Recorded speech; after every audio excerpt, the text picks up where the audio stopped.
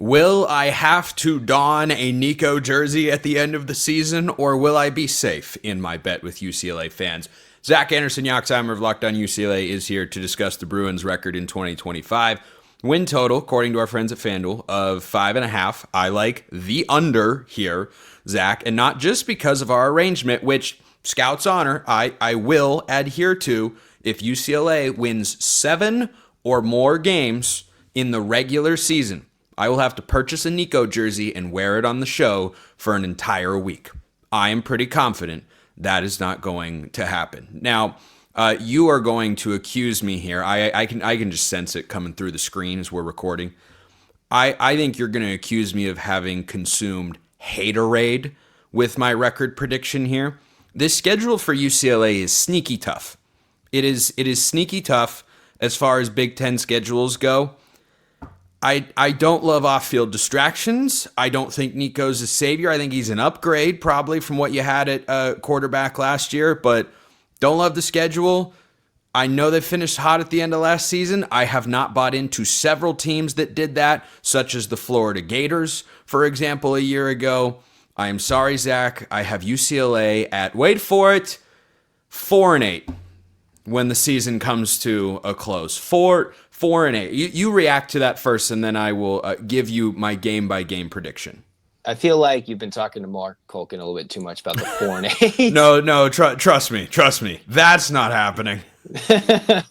And the big thing is UCLA, for them to get the over in this year, to get to a bowl game, to prove you wrong, to get to that Nico donning Spencer podcast.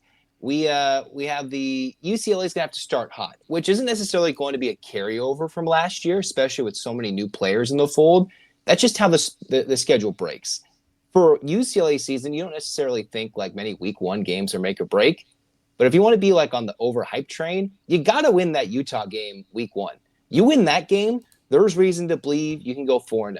Now I can already sense we're gonna go with this Spencer. You're gonna make that a loss because it's Utah at home. You're gonna say that Dan Mullen's going to beat him in Las Vegas, or at least you're going to attempt. No, because I'm nothing if not consistent. At least that's what I try to be. People say I'm not, but really I am.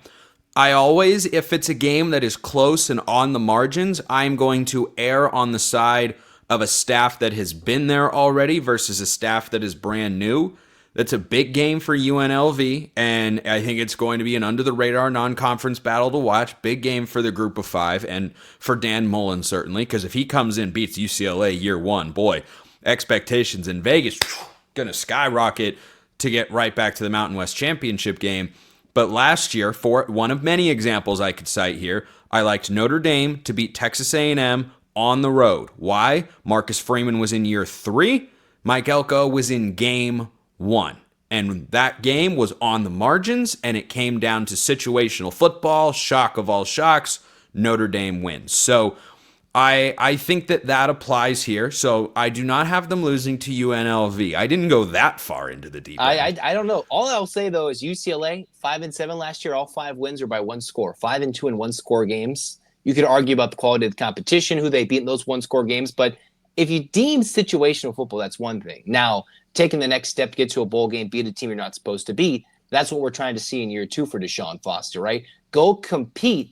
And you can lose in some of those games, right, that in teams that you're better in, right? When Penn State comes to town, you want to be respectable in that game. When you're going to Indiana or you're going to Ohio State, that's the competitive games you want to see.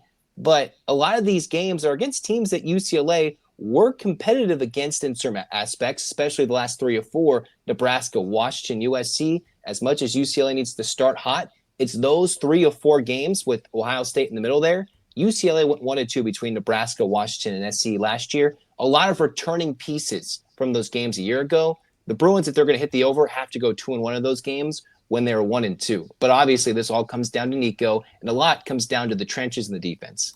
The one-score game stat you just listed, a significant reason why I'm kind of like, did they play better football last year? Yeah, they went under. I believe I had them 3-9. They finished 5-7. Like, they overperformed my expectations last year. And if that happens again and they go to a bowl game, that's a successful season. Because I agree, DeShaun Foster getting to a bowl game should be feasible. I just don't have a ton of faith even with all the Nico drama and whatnot. It could be a really fun story. I can guarantee you it shall be discussed one way or another week 1 on the show. That game against Utah, I think, will be really fun.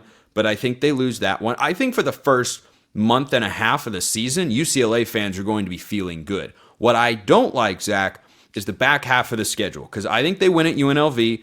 I think they beat New Mexico. I think they win at Northwestern. I wouldn't sleep I have on. a bet. My bet was if they lose to Northwestern, I think I have to dump an ice bucket on my head. That's a Big Ten squad bet. I think that was mine. So that's a good one. That's that is a good one. Don't sleep on David Braun and the Wildcats. They've got they had Preston a good year Stone 2 years ago. Yep. They pulled back big time, but they should be better at the quarterback position. The rest of the roster, I just don't know. Okay, can we agree Penn State is a loss?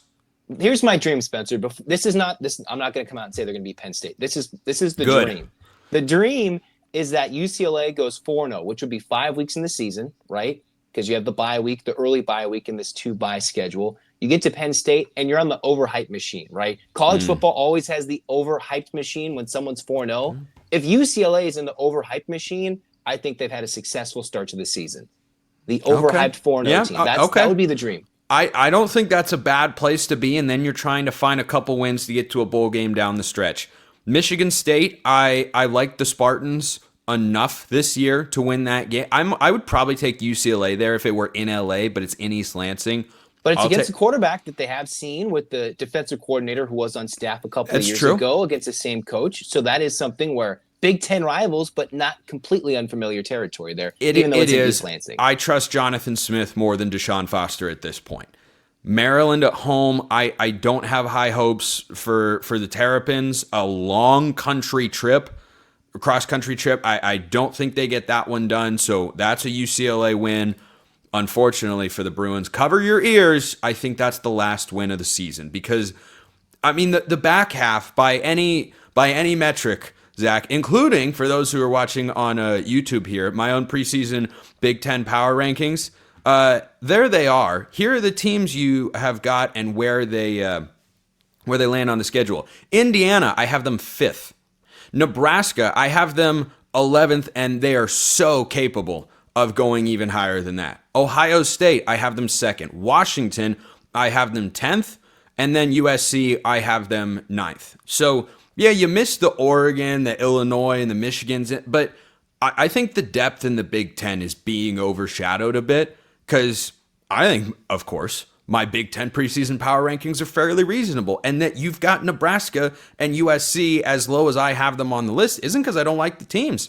I think those teams are both going over their win totals this year, and they're both 8-9 win programs. It feels like your rankings, Spencer, are like a prove it. It's like you can reasonably, like, all right, based on what the expectations are, it's like, all right, this is reasonable. Of course, I'll disagree with the UCLA stuff, but, you know, you gave all the haterade to the West Coast teams anyway, so you threw them all in the bottom half of the Big Ten. I got Washington. Yeah, but they're in the they're in the bottom half of the Big Ten. Okay, right? That's why let me also qualify this by saying, and when I released them, I said this at the time, 1 through 6 are a clear tier 1 to me. Michigan's kind of bordering tier 1, tier 2. If you took tier 2, teams 7 through 12, Iowa, Minnesota, USC, Washington, Nebraska, Michigan State, if you put them in basically any order, I won't push back. That's the order that I landed on, but I'm not pushing back if you flip Nebraska and USC, if you flip Washington and Iowa. I think that the second tier is so wide open, but I think it's solid. I think UCLA wants to prove that they're in that second tier. I can't come on here and say they're in tier 1 at this year. They have to prove it. And put that back up, Spencer, if you can. Yeah. Here's the beauty of that. You know who UCLA plays in your 9 through 12, Spencer? USC, Washington, Nebraska, Michigan State, right? Yep. That's the beauty of it.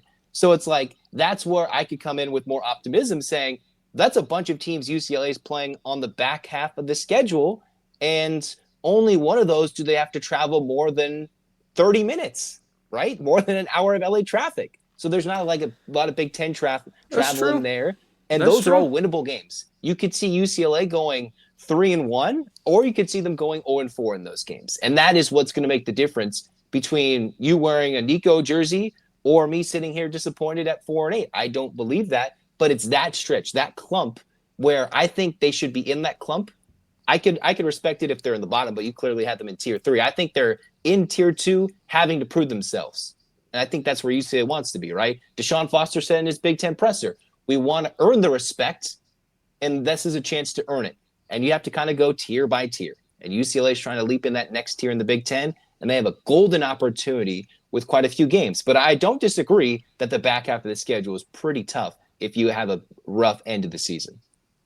It can be. I tell you what, I just look at it this way. If I have to buy that Nico jersey, 7 or more wins, tax write-off.